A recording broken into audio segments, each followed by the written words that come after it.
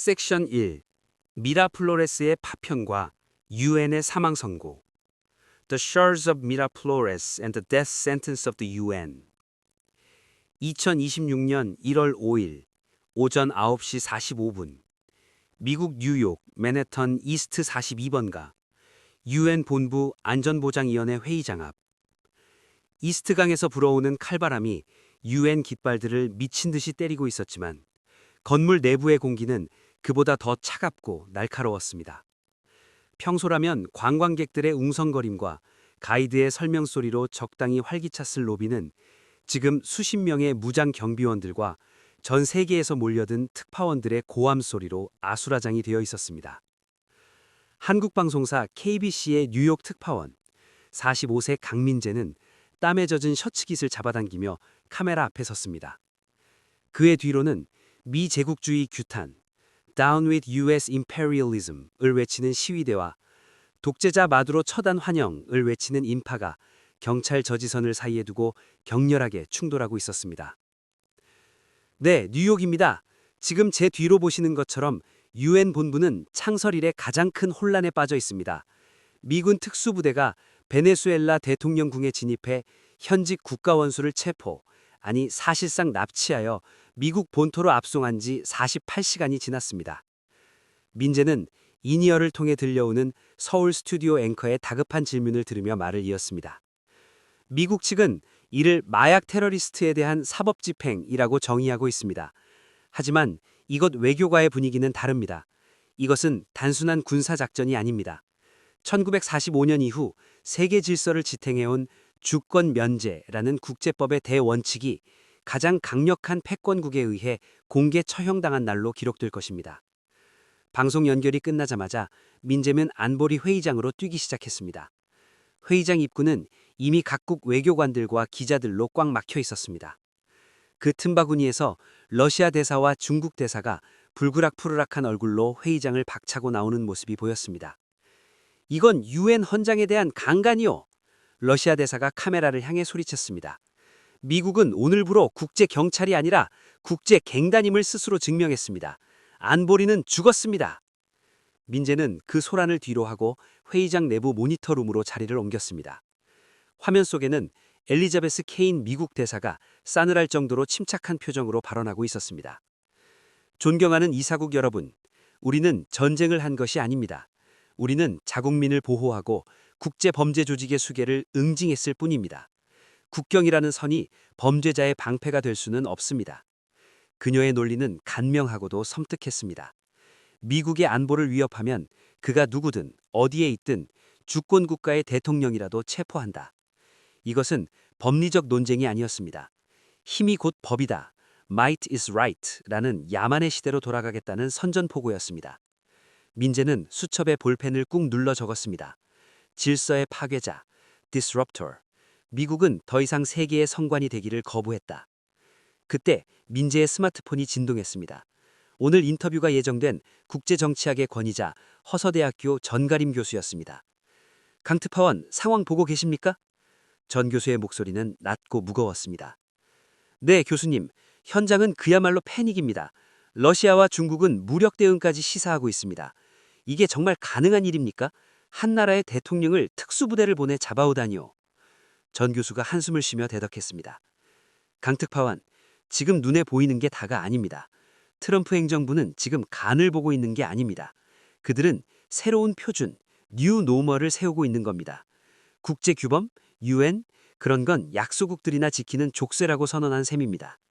민재는 회의장 유리창 너머로 맨해튼의 마천루를 바라보았습니다.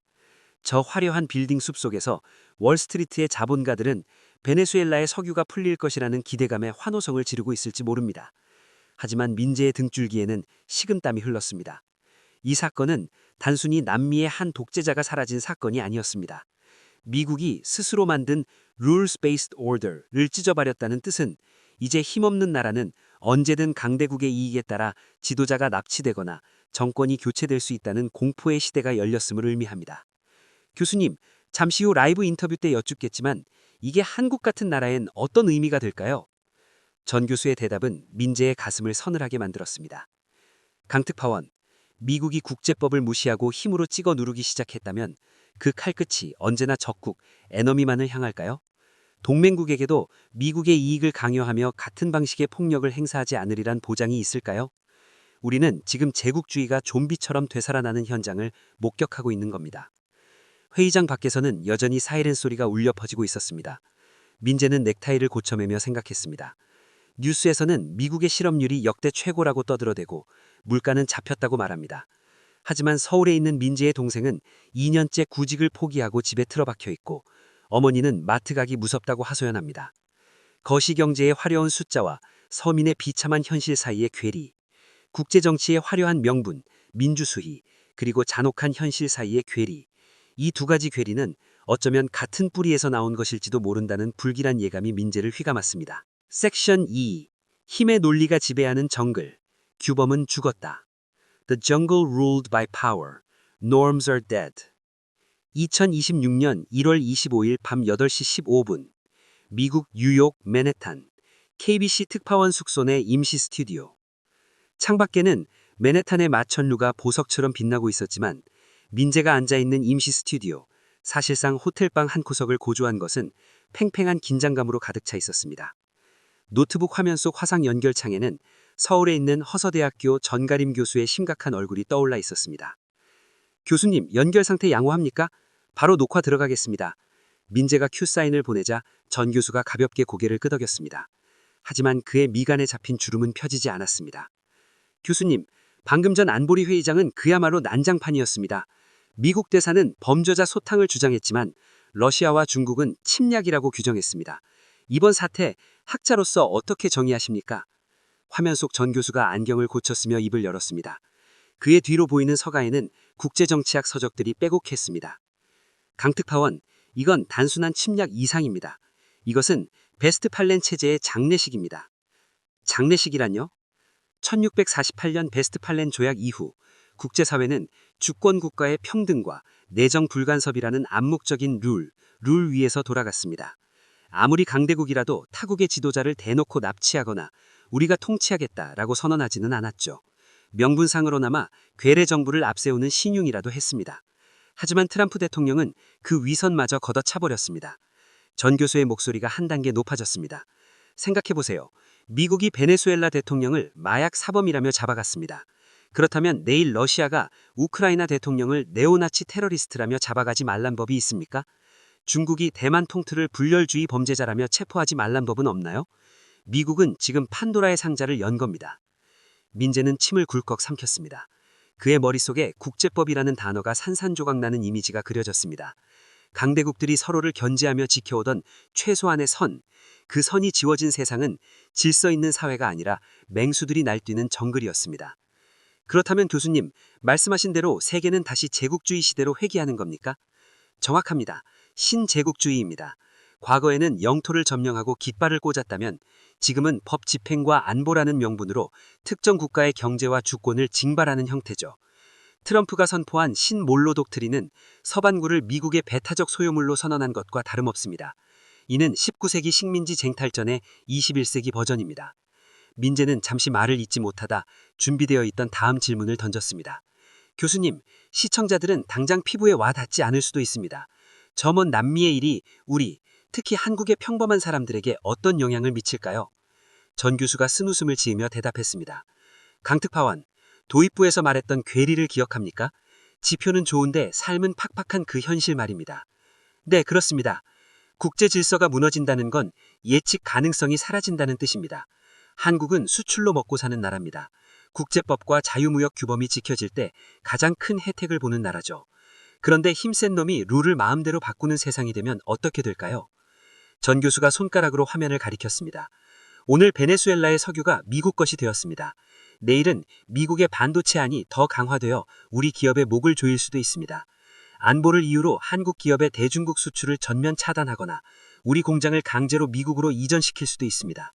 그때 가서 국제법 위반이다, WTO 제소하겠다라고 해봤자 이미 보셨지 않습니까? 유엔도 국제법도 힘 앞에서는 종이장이라는 것을. 민재는 등골이 오싹해졌습니다. 미국 실업률은 최저라지만 그것은 전 세계의 공장과 자본을 미국으로 빨아들인 결과일 수 있습니다. 한국의 청년들이 일자리를 찾지 못하는 이유, 물가는 잡혔다는데 내 월급으로 살 수 있는 물건이 줄어드는 이유, 그것은 어쩌면 강대국들이 각자 조생을 위해 주변국의 부를 보이지 않게 착취하는 거시적 폭력의 결과물일지도 모릅니다. 결국 정글에는 법이 없군요. 오직 포식자와 피식자만 있을 뿐이군요. 민재가 나지막히 읊조렸습니다. 맞습니다. 그리고 슬프게도 한국은 포식자가 아닙니다. 우리는 그동안 한미동맹이라는 울타리 안에서 보호받았다고 믿었지만 울타리의 주인이 갑자기 보호비를 내놓으라며 총구를 들이댈 때 우리는 과연 무엇을 할 수 있을까요? 이번 베네수엘라 사태는 남의 일이 아닙니다. 규범이 사라진 시대에 각자 조생하라는 섬뜩한 경고장입니다. 인터뷰가 끝나고 화면이 꺼졌습니다. 민재는 검은 화면에 비친 자신의 얼굴을 바라보았습니다.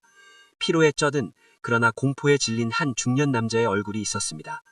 창밖에서는 경찰차 사이렌 소리가 끊임없이 울려 퍼지고 있었습니다. 저 소리가 범죄자를 잡는